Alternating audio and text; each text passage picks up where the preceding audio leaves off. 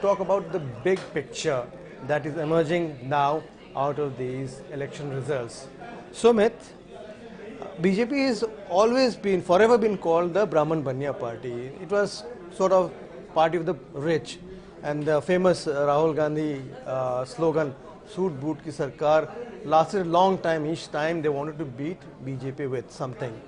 Uh, do you think this election is bearing that out? That fact that this is indeed a soot boot ki sarkar, or it's something else, another phenomena? My experience traveling across UP over the last 2 months, from the western frontiers to the eastern borders bordering Bihar, has been that BJP has been able to create a silent voter for itself. Earlier, in the post-Mandal era of Kamandal politics, we had a situation wherein the BJP voter, the upper caste voters, was very vocal, and that was the core BJP voter. BJP has been able to sustain that voter because of its appeal of Hindu nationalism to that section of voters. Yes. But simultaneously, it is being supported by a very solid vote base across At the bottom of the pyramid. Across caste lines. Right. Especially amongst the subaltern caste, those who have been the beneficiaries of some of the welfare schemes, the direct benefit transfer schemes. Would you name some of the schemes that have actually worked for BJP? In the post-COVID times, Yes. free ration. Then you have the housing scheme. And In the Uttar insurance, Pradesh, Ayushman Bharat. Ayushman Bharat is there, but I could get a very clear sense that these two schemes, especially the housing and free ration, have been very instrumental in building that vote base for the BJP. This government, the central government, has built more than 25 lakh houses. That is 2.5 million houses for the poor. Huge That's a huge number. Yeah. You're talking about 3 people per house, about 75 lakh to 1 crore voters. Yes, yes. And then you're influencing 4 voters, in the neighborhood also. 4 families, The yes. aspirational. Yes, Middle that class. if they've got this time, So I we'll think get it next time. that had a huge impact.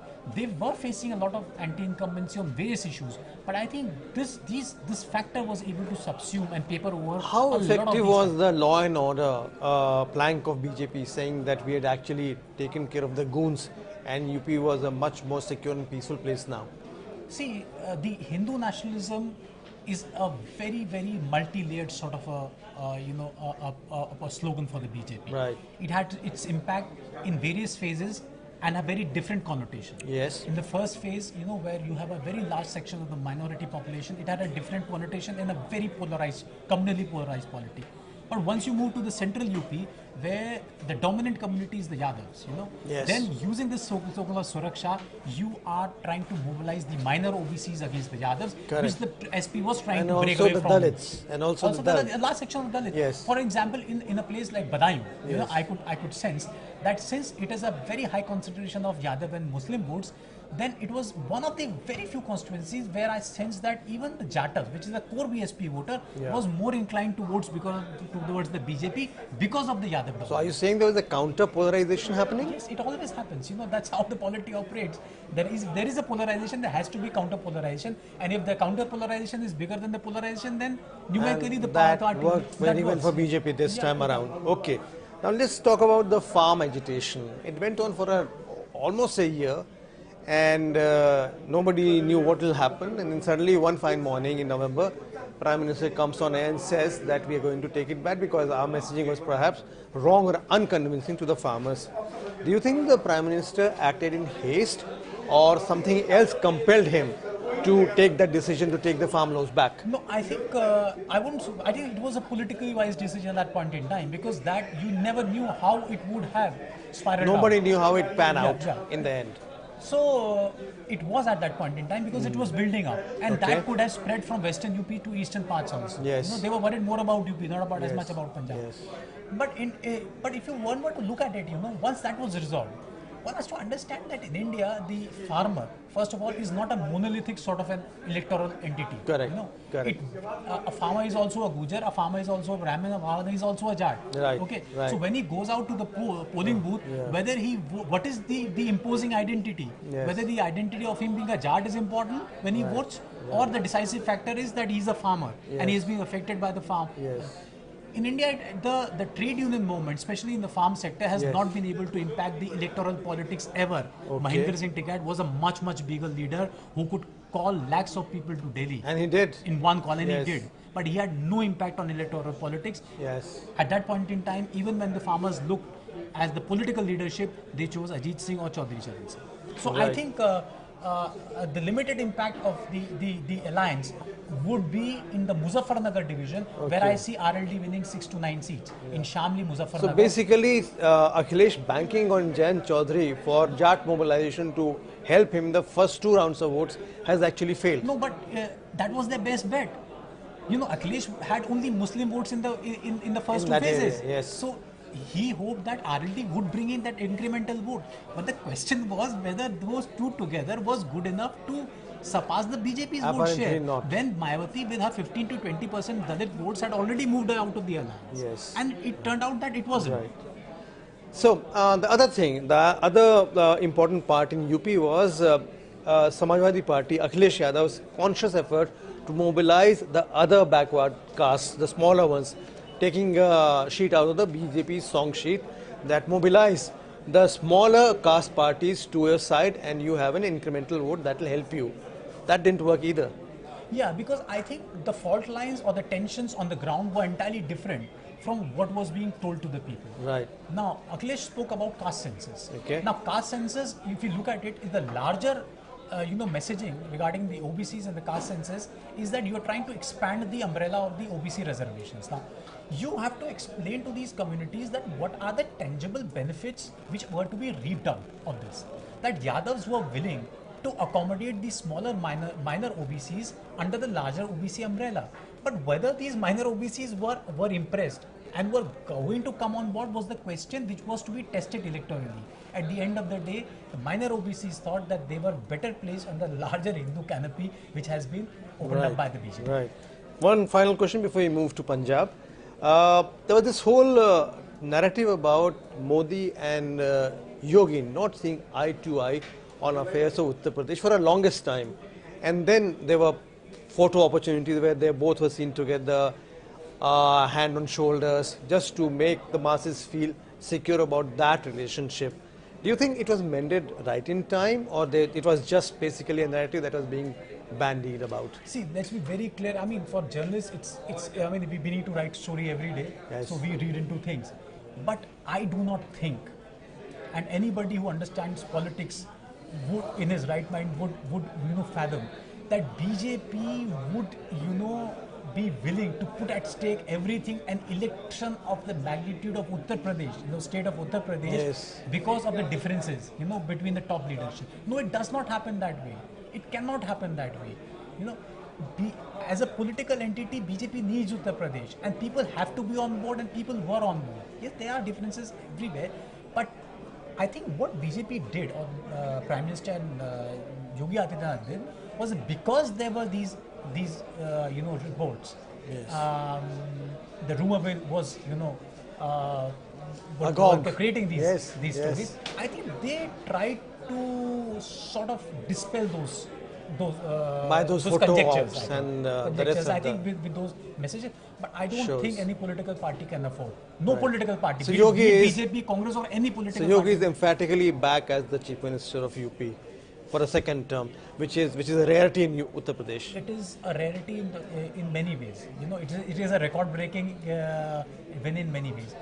No BJP chief minister has completed its term in UP. Correct. Yogi is the first one. No chief minister in Uttar Pradesh, after completing 5 years in office, has returned to power. No chief minister from Govind Ballabh Pant to Akhilesh Yadav. to No Akhilesh chief Yadav, minister yes, has ever done yes, that. yes. People have won, but they've got the half letter. For Yes. example, Chandrabhan Gupta was the chief minister, won the 62 election, but he was replaced in 63. Correct. Narendra Tiwari won the 85 elections, but he was replaced 6 months down Yes. the line. Okay? So in that way, and no political party since 1985 has been able to win a consecutive election. Right, right. And he has been able to achieve that, I think. And somebody was telling, I'm not very sure, I think this is for the first time that two political parties are sharing almost 90% of the state seats in the UP Assembly. Yes, this time that is happening. It has True. never been as, before. the bipolarity of the polity is very, very apparent from the Palpable, numbers. yes, Yeah. that's right. Let's move to Punjab now. AAP has completely run away with the mandate in Punjab. Do you think this is a convincing surmise that AAP is now successfully replacing Congress as a national alternative in each state where BJP and Congress were the bipolar entities in the political platform? It would want to, and it is projecting as a credible alternative to the Congress, because Congress is not being able to challenge the BJP wherever there is a direct election or a contest between BJP and the Congress. So it is trying to project itself as a political party, which is able to challenge BJP and defeat BJP. I think that's the narrative that they're going to take to other states also, where they will try to expand. In the coming elections, I think you're going to see a very aggressive AAP approaching Gujarat elections at the end of the year. Yes. You'll see a very aggressive AAP approaching the neighboring state of Himachal Pradesh, which is a small state. Again, they will try to get a toehold into Himachal Pradesh. And in the process, they are being very, very careful in the sense that they are not conceding the right of the center space of the Indian polity, which Congress has over the last 20 years conceded completely to the BJP. Okay, understood. Tell me something. Dalits were never supposed to be AAP's constituency, but and Chani was brought in as the CM face because Congress thought it will be their Mastercard in terms of rallying the Dalits around Congress's platform. That didn't happen. How did AAP manage to ring a bell with the Dalits? I think there are a couple of issues here involved. They've done extremely well in the past also in Malwa. Yeah. But the problem was that they were confined to those 68 seats in the Malwa region. And not even that. I mean, the places like Muktsar, Yeah. they couldn't get a toehold because that was an Akali stronghold. So this time around, I mean, their win is more widely spread, that they have made inroads into Doaba and Majha region also. Punjab is one state in terms of percentage of Dalit population is at the highest percentage Dalit 32%. population, 32%. Yes. Absolute numbers, UP stands first with 23%, but in terms of percentage, Punjab. Now, amongst the Dalits, the largest community is Ramdasi. Yeah. Okay, and they identify with this broom symbol, Jhadu. Okay. So that comes naturally. Dalit and Jhadu. Secondly, yeah. And I think AAP was very, very careful. You know, they were able to create a narrative wherein the party and the symbol became important and subsumed the candidates. Okay, very clever The move. identity of the So candidates. didn't need a big and thirdly, face. I think there was a very clear sense amongst the electorate that they had tested and tried BJP, Akalis 5 years Yes. back, 5 years to the Congress, and they wanted to give up a chance. So this is a vote for change. I think very clearly they wanted to give them a chance. And see, Punjab also was a state where there was always a space for subaltern politics because of large Dalit population. Right. At one point in time, even the communists had very strong basis pockets in Punjab. It is just that over the years that they have completely obliterated, Yes, that is from true. the political Yeah. spectrum. Okay.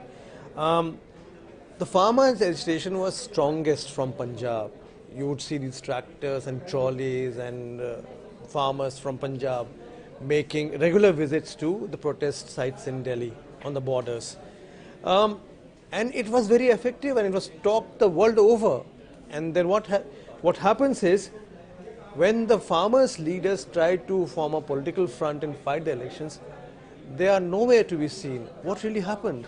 See, as I said earlier, even in Uttar Pradesh, trade union farm politics is entirely different from electoral politics, and in this country, history shows us that people tend to have a very different set of perspective, outlook for trade unionism and electoral politics.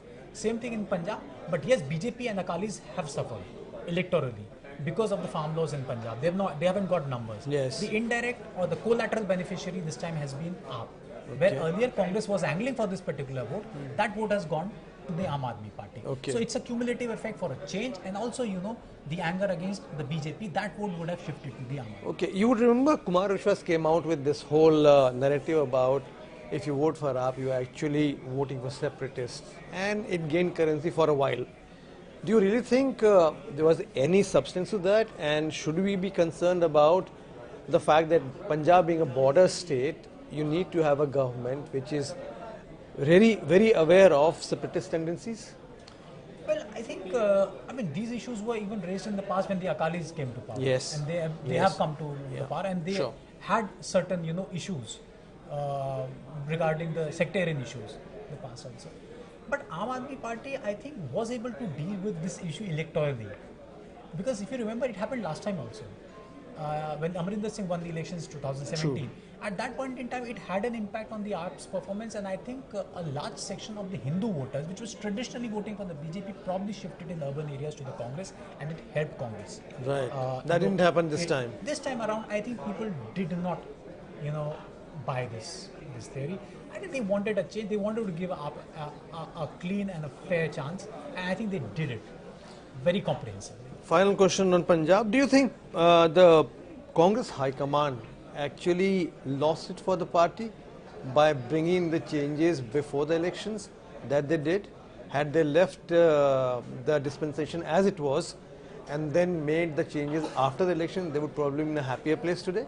Well, in retrospect, yes, one can say that. But they had their problems also with Yes. Amarinder Singh. Yes. I mean, he was one chief minister, which even Priyanka Gandhi apparently said in campaign that Yes. he was being basically led by the central government. Correct. He was more tilted towards the central government. Yes. So I think it was a hard choice for the Congress party. Right. And secondly, you think that Amarinder Singh, because of his age, probably this would have been his last elections in active politics. I think they were also looking for the alternatives. But I think they messed it up in the sense that there were too many contenders, and Sidhu was probably I mean, they didn't realize that it wasn't very easy to deal with somebody like Sidhu. I mean, had it been a very smooth transition from Amarinder to Channi, I think they would have still had a fair chance. Okay. Right. Let's talk about Goa and Uttarakhand now. Both states where there was an incumbent BJP government, not very well governed states, huge anti-incumbency in both places, and yet BJP is moving towards majority in Uttarakhand and is within an earshot of majority in Goa. Congress again mucked it up in both the states. I think what I personally feel is, if you look at the history of the contemporary Indian politics in the last 10 years, Congress party, except for Chhattisgarh, in the last assembly elections, has never have been able to get a comprehensive victory in Right. any state. Every state they have just scraped through. It is also indicative of, the lack of that structural or organizational bulwark which a party requires to take on a challenger like the BJP, which works, which comes up with a sort of a pincer sort of attack during the election season. So Congress doesn't have that motivated cadre, and the critical aspect with the Congress politics now is that Congress is not being able to answer one pertinent question for a long Which time, is? which is that why is Congress in politics? Okay. My next question on this was Rahul Gandhi. He's obviously, Sonia Gandhi is the working president, but Rahul Gandhi takes all the decisions. We know this. He was almost absent from the whole campaign in all the states. In UP, it was Priyanka Gandhi who was actually managing the campaign. In other places, he was there for a few rallies, when that's all. I mean, almost like Mayawati, he was absent from campaigning. Does this show that the leadership in Congress is either not interested or is just failing to realize the importance of being in the game to be successful? I do not know what the intention is and why it has been done, but in politics, perceptions are important, and the perception it creates increasingly over the last 2 months is that Rahul Gandhi seems to be withdrawing himself in a shell to southern states, as if a polity beyond outside the southern province peninsula or beyond the Vindhyas. Yeah. is not pertinent. I mean, he has been focusing. He's been very active in Tamil Nadu. Went to Stalin's Yes. birthday. Yes. He was very active in Kerala. But does that actually really help Congress? I am not very sure, because he seems to be conceding a lot of political space in the process. And even in the south, the Congress is not in a very good health. If you take out Karnataka, where they are actually the other part of the bipolar polity, apart from JDS, in other parts of other states of South India, they are not really doing too well at the moment. Yeah, because I told you, the structural deficiencies in the Congress. It was very evident in Kerala. Kerala has always elected the Congress government after Alternatively. alternatively. Yes. Now they could not do it this time. It was very evident. The reason being was that they did not come across as a very cohesive political unit or an entity to aspire. To give some sort of credibility to the alliance or to the people that they are the credible alternative. Right. So that's the problem which they face in Uttarakhand. Uttarakhand, it was an election to lose. I think they worked really hard in doing that, and ultimately they managed to do it. Thank you, Sumit, for all your views. Very interesting. We'll come back in a couple of hours and look at the results once more. Yeah. Thank you for being with News 9 Live. We'll be back in a couple of hours with a fresh set of interpretations. Thank you for being with us. Bye for now.